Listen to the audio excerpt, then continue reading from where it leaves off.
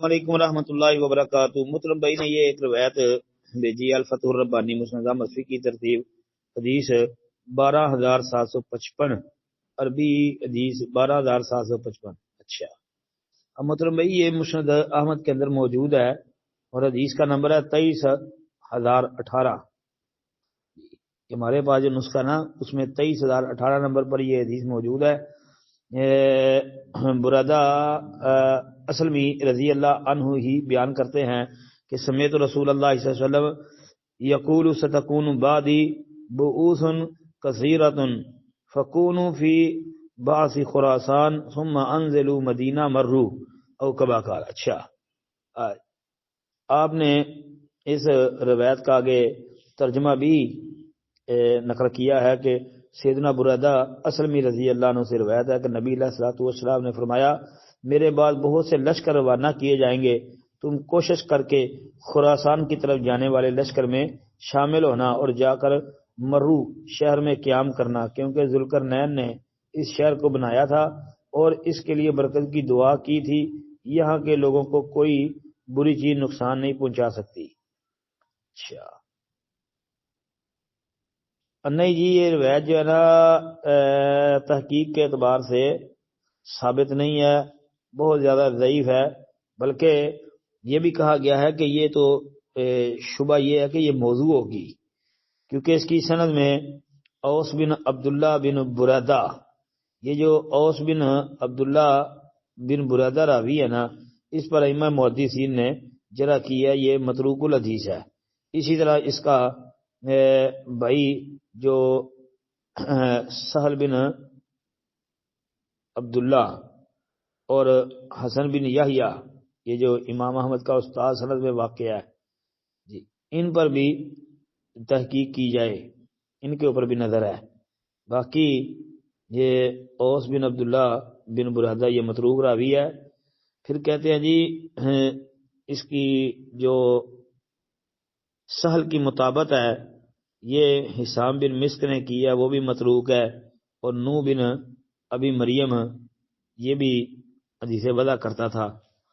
تو مطلب یہ ہے کہ اس کی روایت کی جو سند نوح بن ابی مریم والی ہے وہ بھی صحیح نہیں ہے، اور امام زابی رحمۃ اللہ علیہ نے میزان الاعتدال کے اندر ان ھذا الخبر انہ منکر یہ لکھا ہے، اور ایک دوسری جگہ پہ فرماتے ہیں کہ خبر باطل، یہ بات۔ اور پھر یہ روایت جو ہے اس پر ائمہ محدثین نے جرح بھی کی ہے، جس طرح کہ علامہ ابن جوزی رحمۃ اللہ علیہ نے العلل المتناہیہ کے اندر، اور اسی طرح جو ہے یہ کہا ہے کہ ھذا حدیث لا یصح عن رسول اللہ صلی اللہ علیہ وسلم، کہ یہ نبی علیہ الصلوۃ والسلام سے صحیح حدیث نہیں ہے۔ امام عقیلی رحمۃ اللہ علیہ نے الضعفاء الکبیر کے اندر اس کی تخریج کی ہے، امام ابن حبان نے المجروحین میں، اور امام ابن عدی نے الکامل کے اندر۔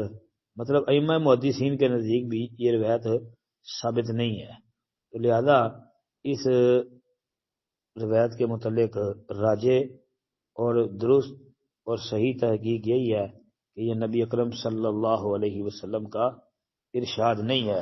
اور پھر امام احمد بن حنبل رحمۃ اللہ علیہ نے جو ہے جس طرح یہ مسند احمد میں ذکر کی ہے، اسی طرح امام احمد بن حنبل رحمۃ اللہ علیہ کا اس روایت کے متعلق یہ فرمانا کہ یہ حدیث منکر ہے، ھذا حدیث منکر المنتخب من علل کے اندر دیکھ سکتے ہیں، جلد نمبر 1 صفحہ نمبر 68 حدیث نمبر 17۔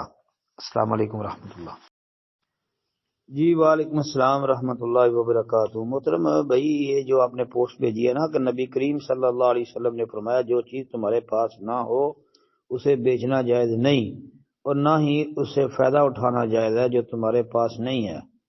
اچھا جی، یہ روایت سنن ابن ماجہ کے اندر